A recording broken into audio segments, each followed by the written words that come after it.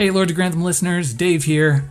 Corey is out of town this week, but we wanted to do something special for all of you, so we are opening the vault and giving everyone a preview of exactly what we do on Patreon.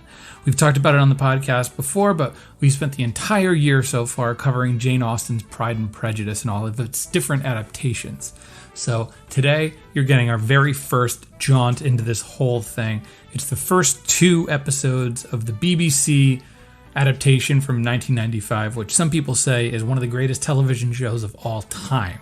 So, Corey knew a little bit more about this than I did, and I went in totally blind. So, jump in and criticize our coverage. Let us know how accurate we are. Let us know what we do that frustrates you, and let us know what cracks you up about our total ignorance about the subject matter, or my total ignorance.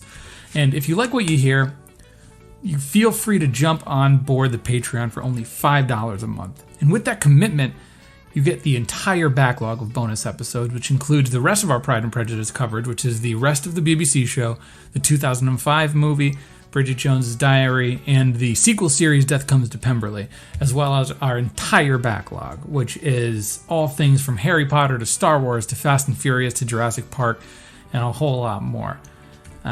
Becoming a patron also grants you access to our Facebook group, the Lords of Grantham Lounge, which is totally private and gives fans and listeners the opportunity to chat with me, Corey, and fellow fans and listeners. It's awesome. We love it. It's the best. And, if you're listening to this and you say, $5 a month is a lot, feel free to join our downstairs tier, which is only $1 a month, which doesn't get you these super duper bonus episodes all the time, but it does get you access to the Facebook group for life. So for $1 once, you can join, cancel, and be a member of our Lords of Grantham Lounge forever. It's pretty awesome. And you can come on there and you can talk all things Downton, Crown, Bridgerton with us. And it's great. We love it. It's been one of the most rewarding things that we've done having this community. So actually, it's funny because it's the Lords of Grantham Lounge that really got the ball rolling on this Pride and Prejudice thing in the first place. So if you like this, just know that your voice can help shape whatever we do on Patreon in the future. So thank you so much for listening to me do this weirdo sales pitch. Apologize for taking so long, but I will not do so any further. It's time for some Pride and Prejudice. Thanks for listening. Enjoy this preview.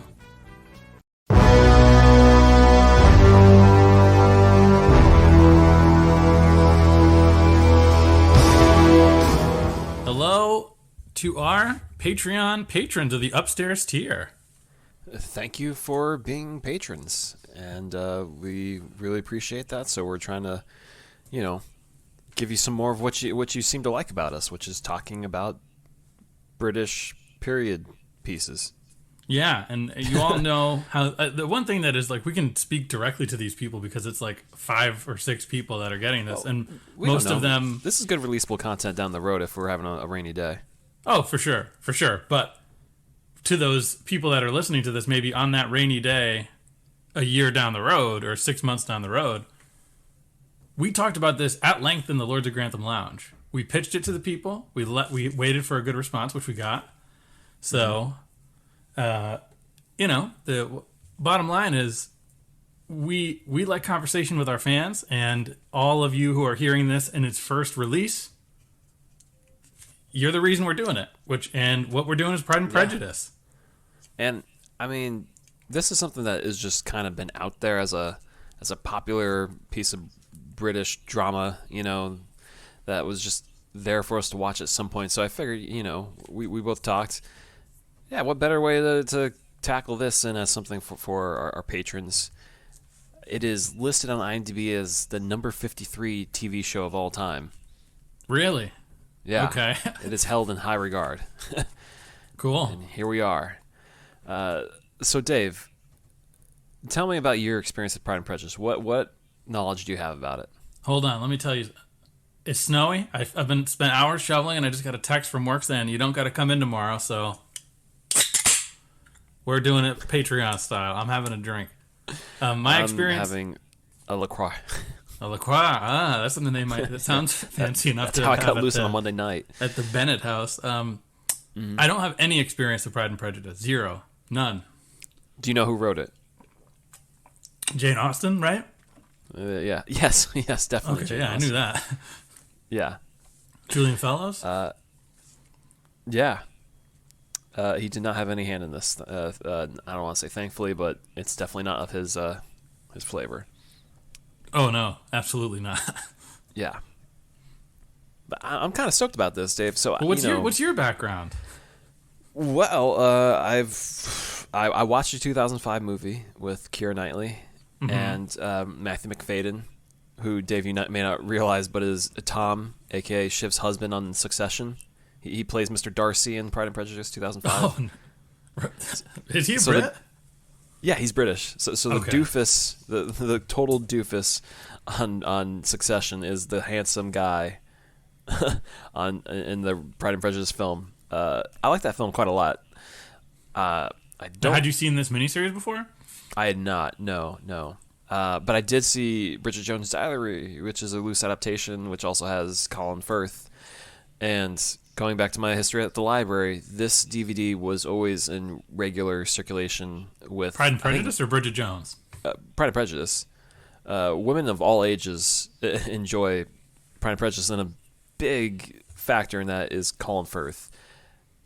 Just from working at the library and just hearing ladies lean over the desk and tell me that Colin Firth. I don't know why they're telling me that Colin Firth is What are something. you, like 16 or 17? Yeah, I mean, I worked there when I was like 18 or 19, or I hear them discreetly, tell my coworker who's, 6 inches away from me, like on the other side of the desk, like that Colin Firth. I just can't wait to get home and watch it. And they love this guy in the movie. It is a magnet for women everywhere. So that's interesting. We're 2 episodes in. I'm not seeing it. It's a lot of smoldering, just quiet storm, smoldering looks from him at all times.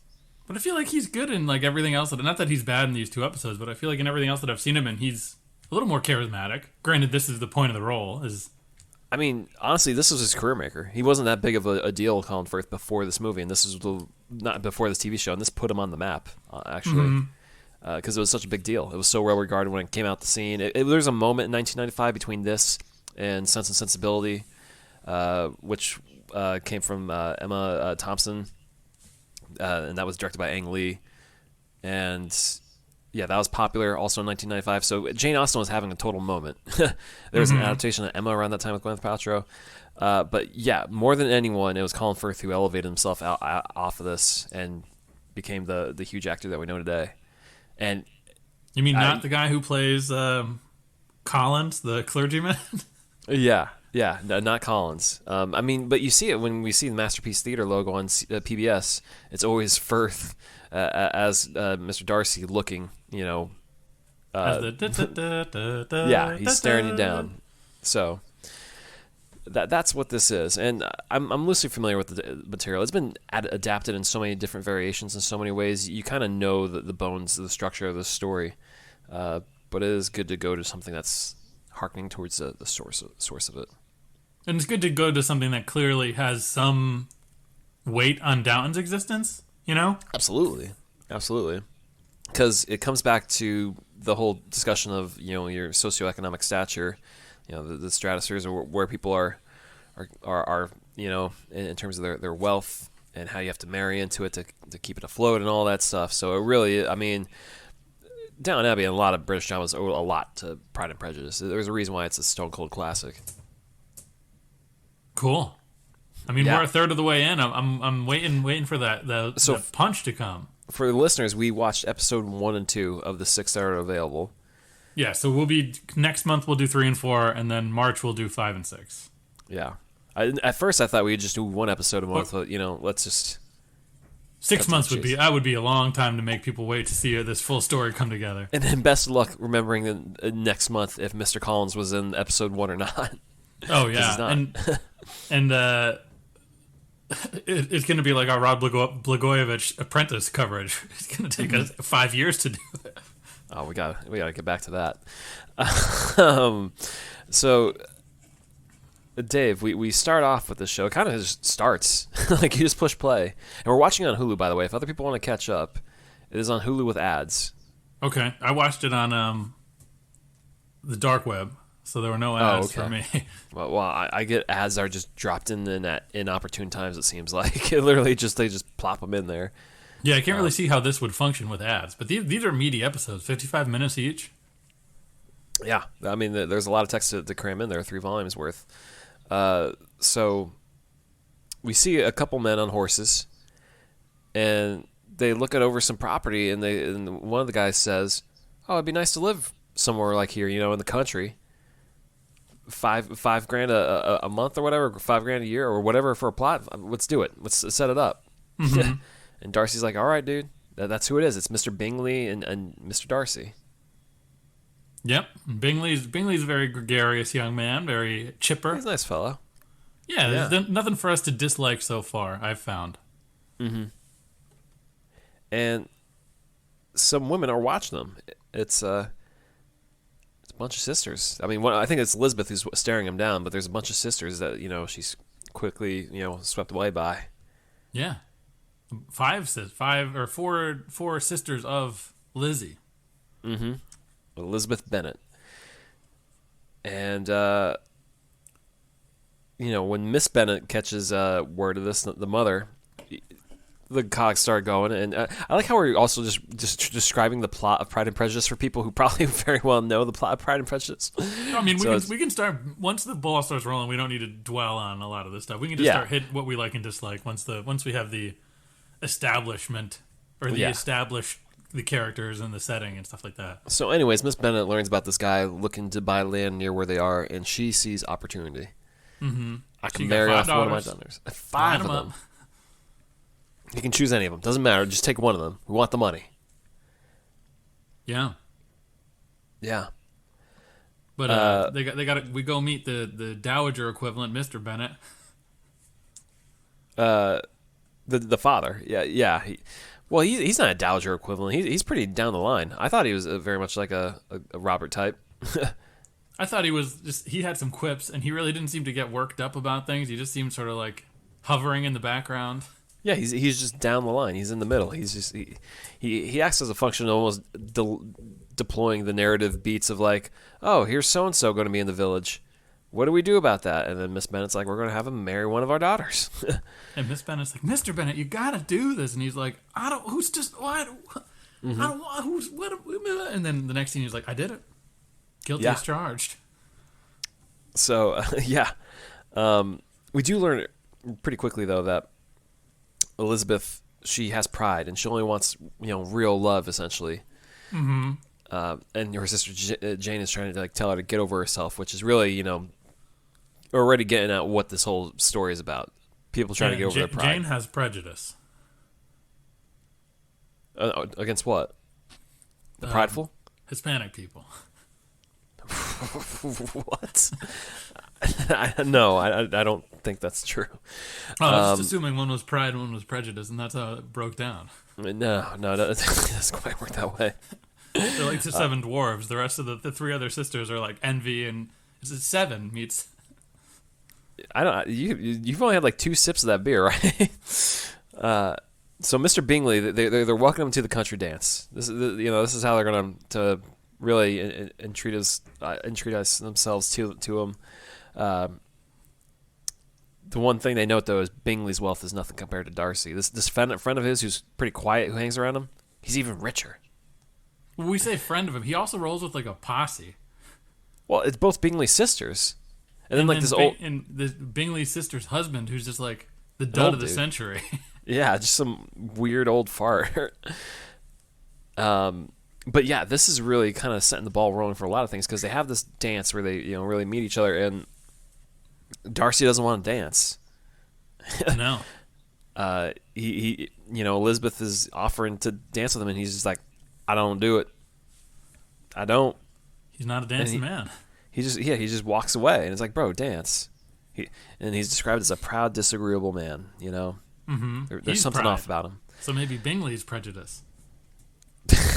It doesn't work out that way. It's not one is pride and one is prejudice. Well, wait, there's an adaptation, the Bollywood version, which I actually saw, the Bride and Prejudice. Do you think there's just a bride and a prejudice in that one? Maybe the husband has to get over some qualm. There's no pride in that one. Actually, they took out that whole against theme. Women. Okay, all right, yeah, the Indian film doing that, sure. Okay, all right, man. So. Yeah, Mother is so excited, and she doesn't worry that Darcy has nothing to do with him. She just sees that, oh, he's going to dance with Jane? one last Bingley? dance with all Jane here. So Bingley's taken with her, and that's all that matters. They're gonna have money. I'm a fan of Bingley. I like Bingley. He's a nice guy, real swell dude. Yeah, he seems like he kind of laughs off his weirdo posse. Like, he's got a clique, but I think he kind of is aware of the flaws of that clique he rolls with. Yeah, they're a negative bunch, and it's funny because after Darcy kind of shoots down Elizabeth for dancing, well, not kind of does. You later see Elizabeth and Jane joking with each other. She is tolerable, I suppose, but not pretty enough to tempt me. That's Darcy in a nutshell.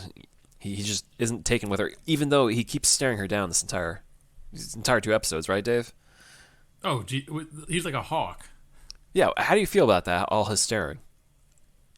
I don't like it. I think he might be prejudiced. Okay. It reminds me of like a grade school crush. You remember that? Like if there was like someone you like, but you won't say it, you just keep staring at them. And then it happened to me in 7th grade. I can't remember the girl's name. Put it on Patreon. No, I can't remember. But like I kept looking at her, and then one day she kept looking at. She came up to me and she says, "Do you have a problem with me? You keep staring, or do you like me?" And then I turned. I looked over at her. And then I just looked over to my right, and John Carson, our friend John Carson, was there. And I was like, John, do you know what she's talking about? I don't know what she's... I'm not looking at anything. And he's like, what do you mean? I don't know. This is 7th grade. And then I just never looked at her again. Because it was like... Yeah. And then she came back... blinders. Yeah, then she came back around to friend me on Facebook a few years back. I swear to God, I don't remember her name. And I just didn't accept or decline, because that's what I do. I don't accept or decline. And sorry, you said for me to never look at you. I'm never looking at you again, lady. So anyway, show up on the power rankings this week. Yeah, right. So Darcy's doing the same thing here, where he keeps staring, but no one's told him not to stare yet. Mm-hmm. And they're saying women are advising Lizzie, that Jane should show more interest. Yeah, there's someone who's a person at the party. I think it's Charlotte Lucas, who's advising, saying to show more interest in the men to ensnare them. That's how they're trying to tell Jane to get Mr. Bingley, if you want to win him over. And yeah, man, it's all politics here in terms of how much you show versus not show with these other people. Yeah. Anyways, the mother's already keeping the gears in motion by arranging to have Jane stay the night at Bingley's place. Bingley Manor. And this is where they go in on Jane here. Do you care to describe this, Dave? I didn't quite get what was going on. Well, figures, because this is the Prejudice, man. This is actually the Prejudice. Oh, are you just talking about the sisters and stuff like that? Yeah. Oh yeah, they just don't like her. They say, well, not so much that they don't like her. They judge her. They have prejudice against her. Yeah, there you go. You're getting it. So they're Colin Firth is pride. Yes. And the sisters are prejudice. That's exactly it. You figured it out. So they're not impressed that the father is an attorney. It means that they're making money, kind of like Michael was, on Downton. But it doesn't. Yeah, Matthew rather. Sorry. That he makes money, but it's not going to, win you a whole new lot in life. They're judging where she lives in the part of town, and the two sisters keep interrogating her to the point where she starts to feel unwell, and they have to write home that she's not doing well. You see, that was where I was confused. I thought she came down with something awful. I was so confused by the pacing. I think you chalk it up to 1800s writing, where it's like someone could magically become unwell because they're interrogated so strongly. So she's not crazy; she's just a little unwell. Right. That's accurate. Right now, you can't tell though. So Elizabeth goes over there on foot to be their first sister. Steps some poop along the way, and just giggles about it. There's a lot of frolicking and trotting in the 2 episodes we've seen. As you do back then. And then who's hanging out outside? It's Darcy. It's Bruce Wayne. Yeah, he's like, what's up with the poop in the not in the pants, but in the boots? You got turds on your dress, on your skirt. She's like, I'm here to see my dying sister, who you bullied into sickness. Yeah. but yeah, she gets there. She's asking about Jane, and I think even Darcy defends her, though. He says, her eyes were brightened by the exercise. It's such a shame that they have an unfortunate family, of her walking out there. But it's brought up that they live. She tells Darcy and Bingley, they live on the cheap side. They have few chances to marry well. So this is they're trying to get you, But yeah, I mean, Bingley's like, well, they speak German and French. French? What's wrong with them? They're educated, and for Darcy, it's just not enough. Just being, having your act together. Yeah, and she's pretty and she's nice. Mm-hmm. Don't know what get Darcy's... over your pride. Your pride and your prejudice. He's both. Yeah, I mean, it's kind of like, I think it's partially he's got to stay within his stratosphere. He doesn't want to kind of marry down, but he's got to get over himself. If she's got the look, take it, bro. Yeah, go for it. Take her up on it. Take her up on the dance. Bingley, meanwhile, is Justin living in the country. He's just becoming a good old country boy. He's like, I think I could live here forever. Yeah, and now apparently, like Lizzie stays there for like 3 days, right? Mm-hmm. Let's keep watching after her sister. I thought it was supposed to be like some real long, extended period of time. It's just enough, They definitely make it seem like long enough for her to like really dislike these people. But I guess 3 days is all it took. I mean, it doesn't take long to figure out people's character, Yeah, and like Mr. Darcy's like writing letters, and the rest of the gang is like, "What are you doing over there, man? Come hang out with us." Yeah. So it's kind of crazy too, because Jane is unwell the whole time, and the Mrs. Bennet shows up, and she's shaming Darcy for being a jackass essentially, and they ask Bingley, are you still down to marry the sister? Are you ready to keep, okay with keeping the engagement? He's like, yeah, I like her, Yeah, Bingley's on the level. It's not entirely clear to me that they're engaged, but it seems like they allude to that. I don't know. The way I see it, Bingley is neither pride nor prejudice. No, he's a gentleman. That's what they call gentlemanly behavior. We see Firth getting water dropped on him while he's bathing, and that's a good way to bring your pride down. Yeah. Everybody's got to get bathed. Yep. Lizzie's with a big dog, and he's watching her through the window again. Like a creep. Yeah. I mean, he's got a temper, and he's resentful, I think this is a conversation he has with her, pride will always be under regulation where there's mind. And his defect is to hate everyone. And he's like, you misunderstand. And she's just so happy to get out of there with her sister. She's like, I just don't like this guy. I agree. Yeah. Now, Dave, did you ever read Jane Eyre? No. Because Mr. Darcy reminds me so much of Rochester. And I think there's you can read online about comparisons between the two. Because it's just two people, in a lot of ways, who are sticks in the mud, but real negative Nancys who are real harsh on themselves and the women they love. Mr. Rochester to the extreme end, and Jane Eyre. But you just wonder what it is that attracts them to these men. There's just this undeniable chemistry or attraction. Do you feel that yet? Do you feel like Lizzie's like, this guy's bad for me, but I can't deny him? Not yet. I'm not there yet. Mm-hmm. Yeah, I mean, it seems like there's I think she likes the notion of that this guy may be into her by her staring at him, but the character just doesn't line up yet. Yeah, not at all. Not at all in this episode, for sure. No. So that was episode 1, and now we're going to talk about episode 2. Yeah. So episode 2 is where the entail becomes a little bit more present or concrete, because we find out that the cousin Matthew in this episode is a man, and we find out in a montage he's a priest. Yeah, I mean, this guy we've come to find is the equivalent of, if you thought you were getting cousin Matthew, you're getting like Mosley as your cousin. Yeah, I was gonna to say pursue definitely like Spratt or Mosley. Like this is kind of a dweeb. Loser, yeah, completely ill-informed, and that's the problem. Is he has the intel. So since there was no sons born, he's the one who holds the purse to the family, and they'll lose their house if he's doesn't marry one of them. Mm-hmm. This distant cousin. And yeah, he is a drip. He's so annoying. Yeah. He is not a sensible man.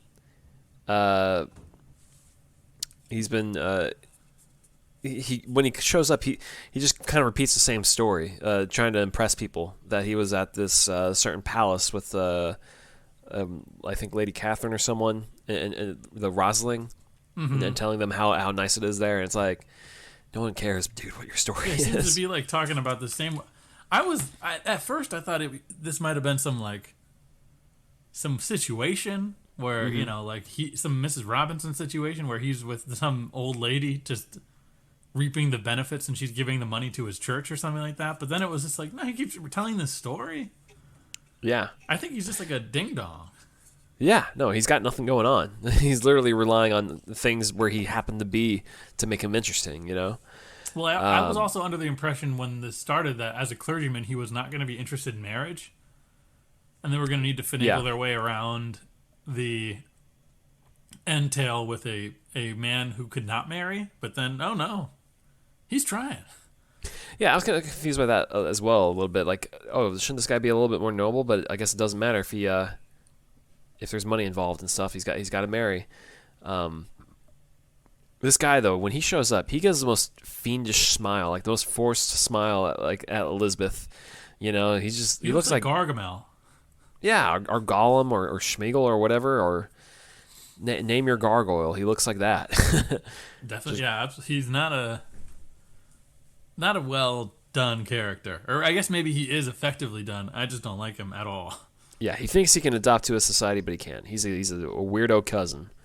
But there's another man on the scene, so it's not even Darcy that Elizabeth has to contend with, or even Mr. Collins. Who's the third guy, Dave? It is Wickham. That is correct. It is portrayed by Hulk Hogan, the third man, Mr. Wickham. Nope, no, he is not the third man. But there is a third man named Mr. Wickham, and he gives a stare to let you know what's up. And yeah, I think Darcy is nearby or something. He doesn't engage with them. He just he sees that the sisters are talking to Mr. Wickham, and he ain't happy about it. Not that he's happy about anything. This is I got really confused because this is the point where they're like in town. They're like, Denny, hey Denny, we got to talk to Denny. Mm-hmm. And all the dudes have the same outfit and the same hat and the same hairstyle. Yeah, how are you supposed to know who's Denny? Wait, is this Mr. Bingley? Did something change? Mm-hmm. And then, so Wickham is not Denny. Yeah, no, he's not. So it took me a while. I thought Wickham was Denny. I don't know who Denny is. Who Denny? Yeah, where did Denny at? Someone who reads Jane Austen tell us. I should have read this book by now. I mean, I'm an English major, and I feel like I owe it to myself to read it, but my pride just has gotten the better of me of reading this book. I'm sorry. Well, my prejudice, I know I'm going to be not interested in it, so I'm not going to read it. Okay. I have read Bridget Jones' Diary, so there's that. I've done half the work here. Yeah, there's a party, and the Wickhams are invited to it. And they seem to be like the Bingley sisters seem to make it like they're sort of the sideshow that they're there. Mm-hmm. Yeah. Like, oh, look who showed up. The whole gang, even the parents are here. Yeah. But then we see Wickham sort of corners Lizzie, right? Yeah, I don't know if he corners her so much as sits her down because, she's like, Darcy isn't here. And he's like, oh, yeah, you should know about that because I know all about that. And he tells her what's up. Yeah, he says that Darcy's dad was my godfather. And when my dad kicked the bucket, Darcy's dad raised me, and he wanted me to be a priest like your boy Collins. Mm-hmm. But then when he died, Darcy said, no,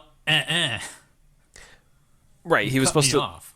Well, yeah, he was supposed to leave him money when he passed away, and Darcy did not give him the money that he believes he was owed from this guy who took him on, who was a steward, So, Yeah, that's why he and Darcy do not see eye to eye, and Elizabeth justifiably is horrified by this information. This makes Darcy sound like an unforgivable man, just unreasonable all the way around. Mm-hmm. He's rich as is, you know. But meanwhile, Collins is still trying to do his work. It's almost like he's romancing the family more than he is Elizabeth there. Yeah, you think it's one of these, but he's not, because he's going for Lizzie. He might not like her the best, but he surveyed the sisters and said, like, all right, well, that one's taken. Let me go for the easy number 2. Mm-hmm. And he tells Lizzie he would like to dance with her for the first 2 dances. And she's like, all right, fine.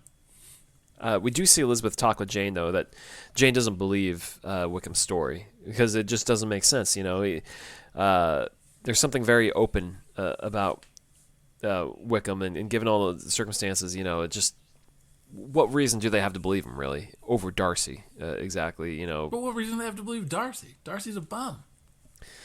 That I don't know. It's the pride, bro. It's getting in the way. Dang. So yeah, we do see even like Elizabeth and Wickham going for a walk, and Collins is like the third man, not third man, but like the third wheel on their conversations. Mm-hmm. And Jane pulls him away to, you know, read some sermon somewhere. And yeah, you know, Wickham and Elizabeth are going to go to another ball. You know, there's going to be another dance. Except Wickham doesn't show. But who does? Darcy does this time. We got the stone cold stare is right there. Yeah. And it's funny because Wickham gets pulled away because of some military service or something that we don't know. And we do get to see Mr. Collins interact with with Darcy for a second. Mm-hmm. That he knows Anne de Burgh, who's inherited... he saw Anne de Burgh at Rosing, and she was healthy 7 or 8 days ago. And Darcy's like, "Get out of here, you chump! I'm not even going to talk to you." Yeah. Do we even skip over that Mr. Collins walked in decent, like, was it Lydia? She wasn't fully dressed up, and he just was like, humna. Oh, well, he gets all like stiff, and then when you see he walks down the stairs, he gets that like Dr. Seuss Grinch smile, where his like lips like curl up. Yeah, it's like, okay, this guy is a little bit crooked like for being he's a man of God. Yeah, for being a man of God, he's not very godly. So yeah, you know, at this dance, Collins also meets a Charlotte Lucas, so one of their friends, and she's nice to him. They seem to be nice to each other, unlike everyone else who's kind of just hating on Collins as soon as they meet him because he's a dummy. And this is who we find out, like, you know, we see Elizabeth confides to Charlotte a lot about, like, she seems really caught up really quickly already, it seems like, you know, about Wickham and Darcy, and it's just like, why are you so concerned about these 2 guys you barely know already? Mm-hmm. Yeah, I guess it is really, the timeline's like a week or 2, right?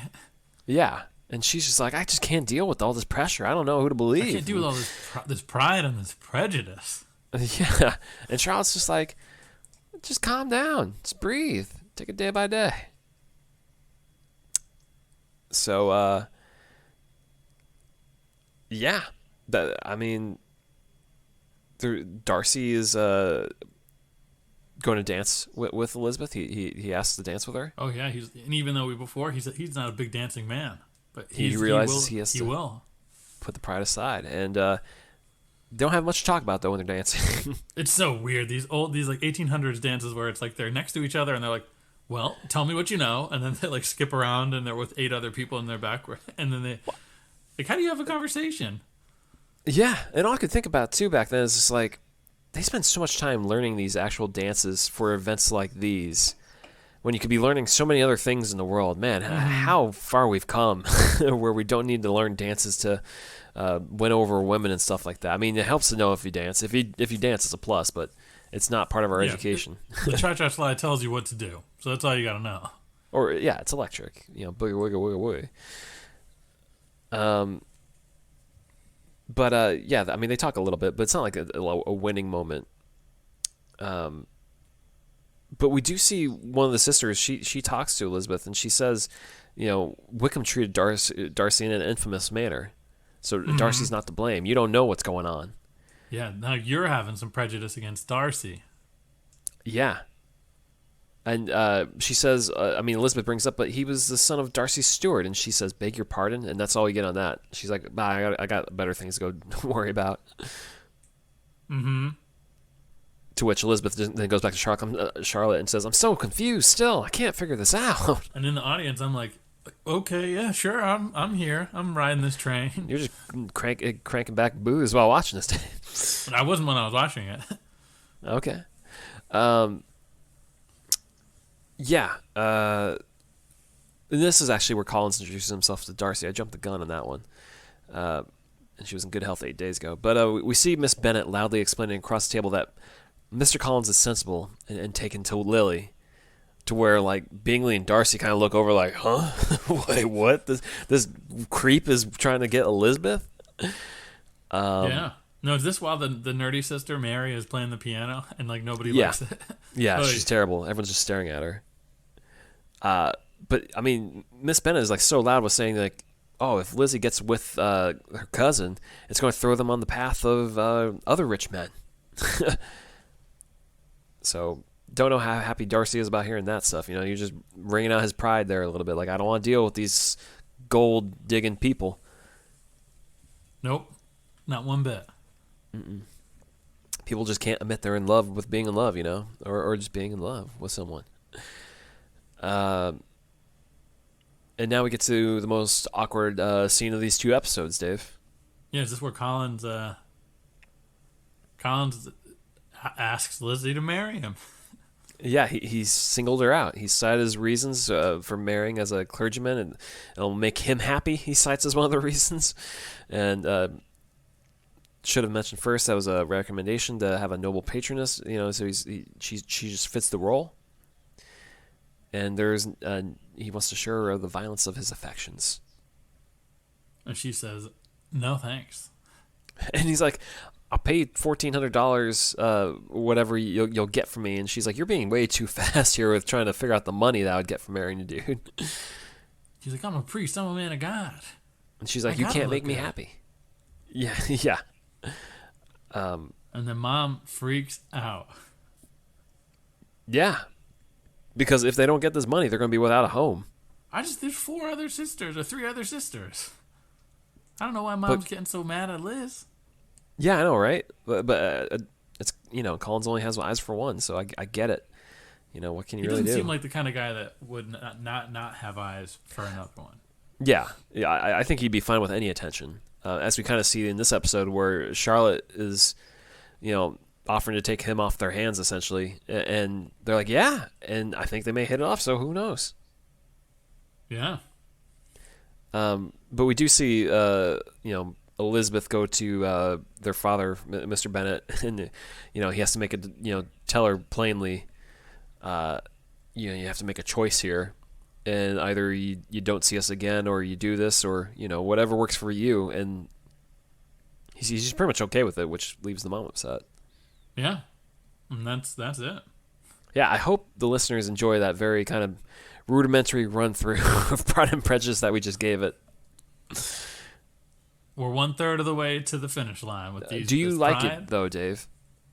I liked it more in episode 2. It started moving once you get to know the characters, and I'm sure I'll like it more because it is only 6 episodes, so you really do need to just sort of view it as one whole. So yeah, I didn't love episode 1, but I liked episode 2 fine. It's a lot to throw yourself into, just going 100 years even further back from Downton, and just like getting up to speed of like who the characters are and learning what's going on. Because they throw a ton of characters at you. Yeah, no, for sure. Did you have to resort to any Wikipedia or reading to catch up on stuff? I had the IMDb open, and then I did on Wikipedia look up the synopsis as like the second I ended the episode. Yeah, having characters' names helps a little bit. Mm-hmm. I don't know if you noticed, but in the background, one of the characters, I think it's like one of the old guy who hangs around the Bingleys. He had a girl around him.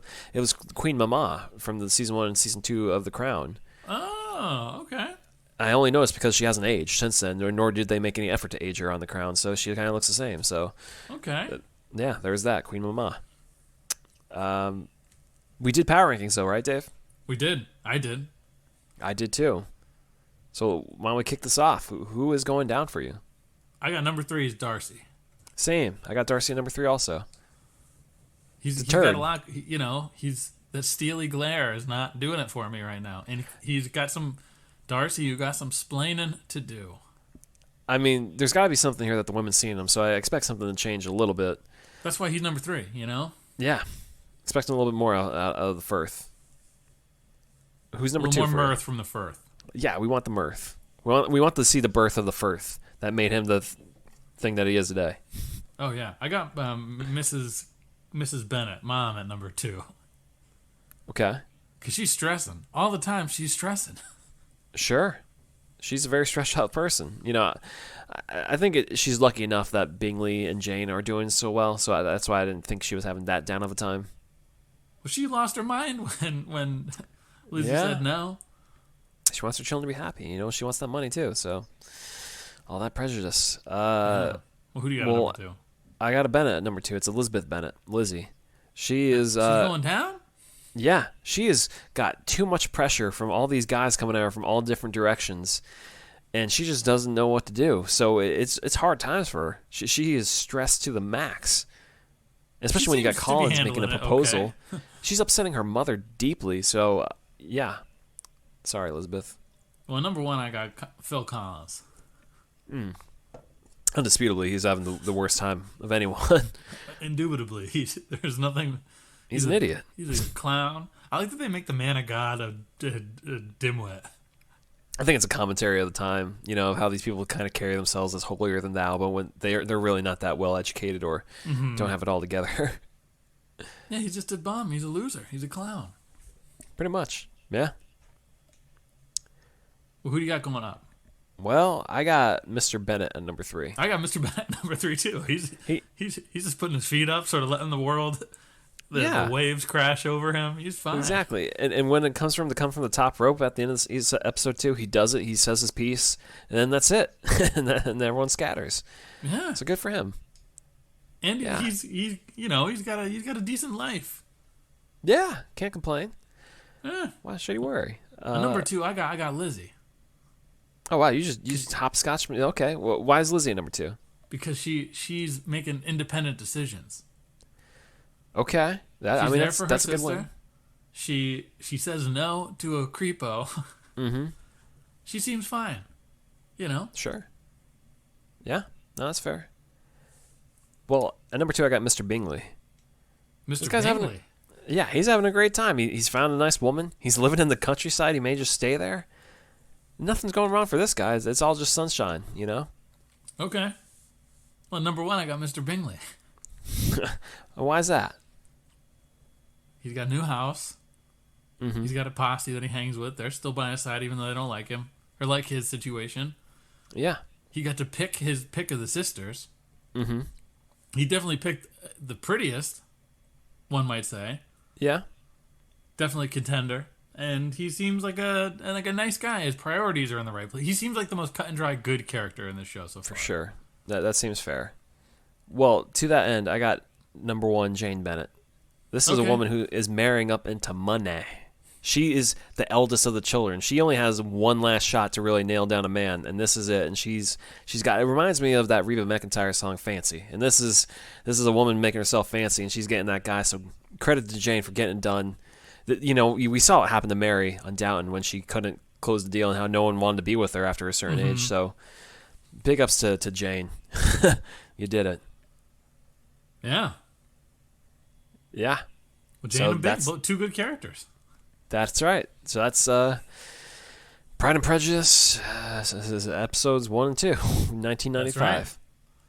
And we'll have the rest of them coming. I know we're releasing this in early February, so 3 and 4 will come out at the end of the month. So yeah, we'll be there.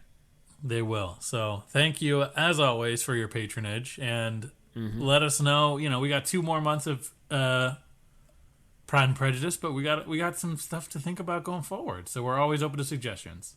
Yeah, we welcome them. All right. Yeah, yeah, yeah, yeah, yeah, yeah, yeah, yeah, yeah, yeah, yeah,